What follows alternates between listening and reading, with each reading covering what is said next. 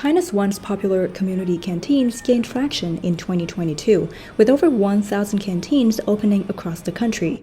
However, in recent years, many have closed down. Large cities like Beijing, Xi'an, Shenyang, Hangzhou, and Suzhou saw widespread closures since last year, with some canteens shutting down within just 2 months of opening.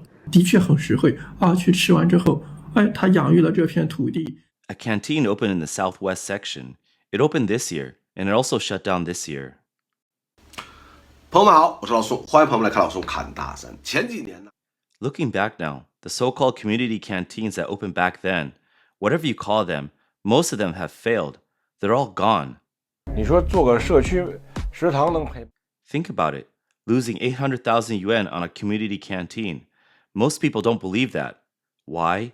Because they can't imagine a canteen losing that much money. This TikToker pointed to a real example. Many people in China assumed running a community canteen would be easy, but the reality was far more difficult. One of his friends spent 8 months testing the business in a Beijing neighborhood. Even with government subsidies, the canteen lost 800,000 yuan and eventually had to shut down. Community canteens mainly serve the elderly, but when prices are set low enough to meet their needs, the owners often can't make a profit. The cycle repeats itself, and over just a few months, it has drained hundreds of thousands of yuan from these canteens. On October 31st, 2022, China's Ministry of Housing and Urban Rural Development and the Ministry of Civil Affairs issued a notice launching pilot projects for complete community development. The directive called for better community services, including the construction of kindergartens, elderly care centers, medical stations, and convenience facilities such as small shops, canteens, and pharmacies. The goal was to create one-stop service hubs for residents. The notice instructed counties and districts to select 3 to 5 communities each for the pilot program, with nationwide expansion planned within 2 years. Community canteens were a key part of the initiative. Following the directive, local governments across China rushed to open them. Informal estimates suggest that more than 1,700 community canteens were established within a year. In Shanghai, some canteens were built through government enterprise partnerships. Suzhou opened underground canteens at metro stations. Chengdu introduced community-embedded canteens. At the same time, dining habits shifted. People cared less about variety or presentation and more about convenience, safety, and affordability. Meals included buns priced at 1 to 2 yuan, noodles for just over 10 yuan, and full lunches or dinners around 20 yuan. Daily foot traffic often reached 200 to 300 customers. Still, problems surfaced quickly. One of the first community canteens, located in Shenyang, Liaoning province, shut down over just a month after opening. The closure quickly made national headlines. That canteen was called Ruilanxiang Community Canteen, based in Wanfang resident area on Yalüjiang Street in Shenyang's Huanggu district.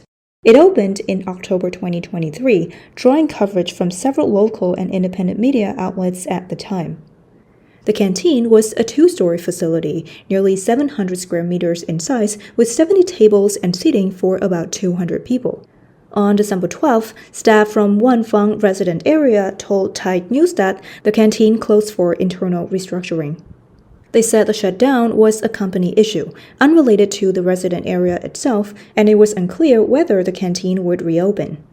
But Director of Elderly Services and Welfare at the Shenyang Civil Affairs Bureau, surnamed Cui, told Hongxing News that the Ruilanxiang Community Canteen, known locally as the Wanshan branch, was not listed as an official senior meal service. In essence, he said, it was just a restaurant. For many residents, the closure came as a disappointment. Mr. Zhang, a local resident, said it was unfortunate the canteen shut down so suddenly. Some online comments even suggested it may have taken government subsidies and then pulled out. The closure of Ruilanxiang Community Canteen in Shenyang is not an isolated incident. Other community canteens have also shut down. In early 2023, the CCP's official media, Banyuetan, reported that the first batch of large community canteens have already fallen into losses and were forced to close. In Suzhou, more than 2,000 community canteens were launched under the Elderly Meal Service Program to align with government policy, but at least half of them ran into losses and many eventually closed. In Chongqing, the 100家 canteen in Liangjiang Ningju resident area in Beibei district was once a success story. A large sign at the entrance advertised 2 vegetables, 1 meat, 1 soup, 9 yuan per meal. The dining hall was clean, the portion generous, and the menu offered nearly 10 dishes, including braised eggplant, steamed pork, stir-fried greens with eggs, cauliflower, and so on. Customers could even get free refills if they weren't full.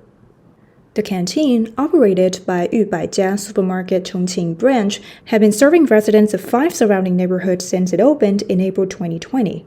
But according to 100家's deputy manager, Yang Xiaoqin, the 9 yuan meals was sold at cost. Company executive Lei Chao said the business had never turned a profit and lost nearly 170,000 yuan in 1 year. 我的朋友们，大家晚上好。I'm the manager of the Gaojiao Village Community Canteen. Today, let's talk about community canteens. The term has been a hot topic over the past 5 years. People really want these canteens in their neighborhoods to make daily life easier. But the truth is, development hasn't gone smoothly. No major brands or companies have stepped in. From my 5 years of experience running a community canteen, I can tell you, making a community canteen work is tough. It's difficult. It's complicated. It's anything but simple. The owner noted that most of his customers were elderly residents, and despite their age, they still care deeply about taste and quality. To succeed, a canteen must deliver on flavor, service, and ingredients. If it only offers a basic one dish, one rice model, it won't last long. China has nearly 300 million elderly citizens, suggesting huge demand. But the question is, why are so many of these canteens shutting down? Reports indicate that when community canteens first opened, they received government subsidies or reduced rents, which made them attractive for private operators. But as the local governments came under financial strain, many subsidies were cut. Without that support, operators could no longer keep meal prices low. Customers left, and closures followed. A vlogger explained once subsidies ended, prices rose, but incomes for both retirees and workers stayed the same, making the meals unaffordable. Some businesses used marketing tactics at first, such as offering 30% off for the first 3 days or discounted charity meals. But once customers got used to it, prices crept up, an extra yuan one day, 2 yuan the next, leaving people frustrated. Others went further, promoting prepaid cards, like pay 500 yuan, get 600 yuan worth of meals, only to shut down later, leaving customers unable to recover their money. The price dilemma, where elderly people feel the meals are too expensive and the canteens are operating at a loss, is another reason for closures. It's no surprise that these community canteens are shutting down. Another vlogger highlighted an example from Guang'an in Sichuan province. A 300 square meter community canteen there had fixed monthly costs of more than 40,000 yuan, including labor, rent, and utilities. Yet its revenue was only about 20,000 yuan a month. That meant a loss of 20,000 yuan every month, making it impossible to stay in business. Food quality was another problem. To cut costs, many canteens relied on pre-made meals. To appeal to the majority, menus were broad but bland, with less oil and salt for older customers. The result was food that was plain, unappetizing, and offered little dining experience. This drove away potential customers, leaving the canteens dependent on elderly diners alone, which weakened their competitiveness. Some critics argue that community canteens go against the logic of market economy. Local neighborhoods already have plenty of restaurants competing for diners. By offering extremely low prices, canteens disrupted that balance. If they are meant to function as public welfare projects, then they require steady funding from sponsors or direct government support. For private operators, the model is like swimming against the current. After all, rent costs money, labor costs money, and ingredients also cost money. With so many expenses weighing on owners, it's no surprise that these canteens struggle to survive. As this TikToker put it, community canteens simply don't work. 第一批社区食堂开始倒闭了啊，一面开一面倒，到底能不 There 能 are 干？ 4 reasons why community canteens don't work. First, they're all about being cheap. Many elderly people can get a decent meal for less than 6 yuan. Good quality at a low price. It's a false promise. Unless the government runs it as a charity or welfare, it won't last. From a business standpoint, it just doesn't make sense. The TikToker noted a second problem. Community canteens lack clear positioning. In many neighborhoods, more than 60% of residents are elderly, who prefer lighter meals. The remaining 40% are younger people who don't like to cook and prefer spicier food. Balancing these tastes is difficult. Even fully commercial restaurants struggle to cater to both groups. Trying to please everyone is simply unrealistic. Third, the market is already saturated, leaving little room for growth. At first, canteens attracted attention with good value and the curiosity factor. But over time, the number of customers declined. Limited community foot traffic created a downward spiral. Fourth, consumer demand today is more diverse. People want variety, affordability, and portion size all at once, making it nearly impossible to plan effectively. Professor Xi'an at the University of South Carolina Icahn told the Epoch Times that older generations in China remember what happened when the Communist Party launched large-scale communal canteens in the countryside. He said they quickly led to famine. Today, the CCP's push for urban community canteens represents another step in the state advancing as the private sector retreats. According to him, Xi Jinping's government is using state-owned enterprises to gain control over daily life. On Chinese social media, one widely shared comment said, "As expected, the first batch of community canteens is already running at a loss and shutting down. People used to praise them, along with the revival of supply and marketing cooperatives. But why bring back systems that have already been proven failures?" Another comment asked why some believe that they can succeed now when the model failed before. Human behavior doesn't change much, and market forces remain constant. The only outcome of this experiment, the Post argued, is wasted money and renewed recognition of the importance of market economics. One user wrote that in a market economy, all business activity must follow economic laws. Any violation would be punished by the market.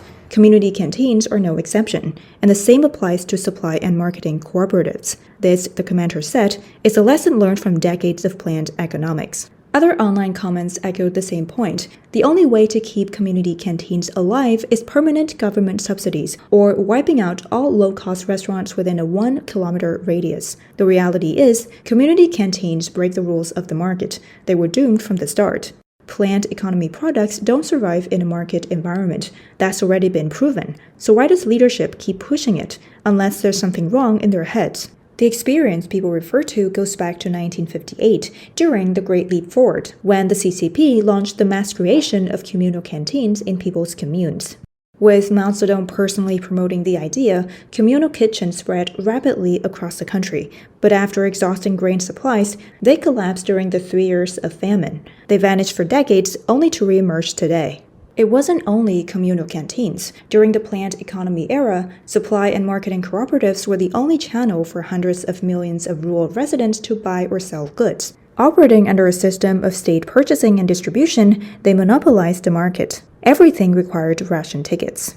The revival of these cooperatives began around the same time community canteens were reintroduced in 2022. At the 20th Party Congress, head of the All China Federation of Supply and Marketing Cooperatives, Liang Huiling, was promoted to the party's central committee. Observers saw this as a sign that the cooperative's political importance was rising. The Federation is a ministry-level unit under China's State Council, and Liang's promotion was unusual. Her predecessors had not held central committee seats. Now 60 years old, Liang spent much of her career in Hubei, a province that has aggressively revived the cooperative system. Officials there say the rural supply chain workforce has expanded fivefold in just 5 years. In Beijing's heavily polluted Tuanjiehu resident area, for example, the cooperative opened a grocery store branded as a convenience service center.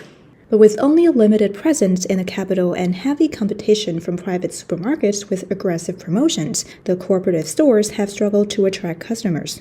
Professor Xie said that when viewed together, the revival of community canteens and cooperatives represents a state monopoly. He warned that they would gradually take control of supply chains and agricultural products, manipulating prices and squeezing out small businesses, local markets, and private restaurants. In his view, this will narrow the space for private enterprise, leaving them to be bought out, ordered to close, or simply driven out of business. He added that this strategy is meant to prepare for an economic collapse that the regime already sees coming. If food shortages or other crises occur, the government would revert to rationing and state-controlled supply chains. This would allow the CCP to tighten control over the public and maintain social stability. Analysts say the return to these old policies reflects Beijing's attempt to manage a looming crisis using planned economic measures to control food supplies and consolidate power. Some argue it is also about preparing for war. By reviving cooperatives and canteens, the regime seeks to prevent unrest during shortages, maintain its grip on power, and ready the country for further conflict. Critics call this a backward step that has sparked fear among ordinary citizens. At the same time, the closures of community canteens point to a broader truth. These efforts are likely to fail. Chinese people still remember the hardships of the past. Having experienced the benefits of a market economy, they are unlikely to accept a return to those days. But with the economy in turmoil and living standards declining, the fear is that when food becomes scarce and people can no longer endure, political change may follow.